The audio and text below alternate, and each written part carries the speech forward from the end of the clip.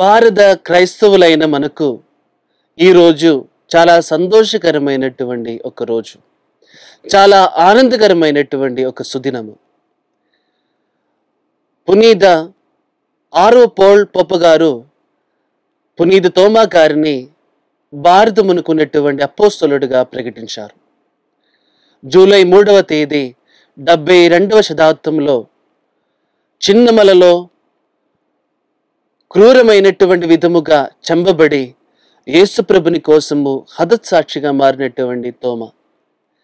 యోహాను సువార్త 20వ అధ్యాయము 24వ వచనము నుండి మనం ఒకసారి చూసినట్లయితే అనుమానముతో ఉన్నటువంటి ఒక తోమాని మనము చూస్తున్నాము. ప్రియమైన సహోదరులారా, యేసు ప్రభు తాను ఉద్ధానుడైన తరువాత తన శిష్యులకు ప్రత్యక్షమైనటువంటి సమయంలో ఈ తోమా గారు వారి మధ్యలో లేరు. యేసు ప్రభుని యొక్క ప్రణాళిక అని మనము చెప్పవచ్చు. ఒకవేళ పునీత తోమా గారు యేసు ప్రభు వారికి ప్రత్యక్షమైనప్పుడు ఆ శిష్యులతో పాటు ఉండే మనకు శక్తినిచ్చే, ఓదార్చునిచ్చే, విశ్వాసములో మనము ఎదగడానికి మనకు శక్తినిచ్చే ఒక వచనము మనకు దొరకదు.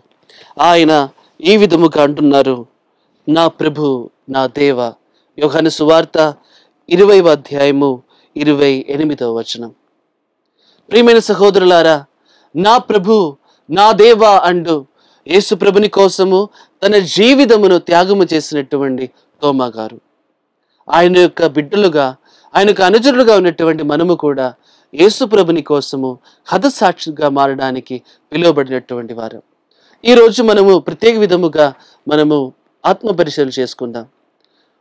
ఒక్కసారి యేసు ప్రభు యెరూషలేమునకు మరలా వెళ్ళడానికి సిద్ధమవుతున్నటువంటి సమయంలో శిష్యులు ఆ యేసు ప్రభుని ఆపుతున్నారు.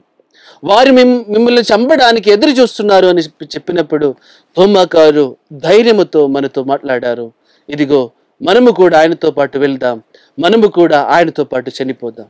ఇంత ధైర్యము కలిగినటువంటి వాడు సందేహపడడానికి కారణం ఈ యొక్క వాక్యము ఈ లోకమునకు చాటి చెప్పడానికి. నా ప్రభు, నా దేవ.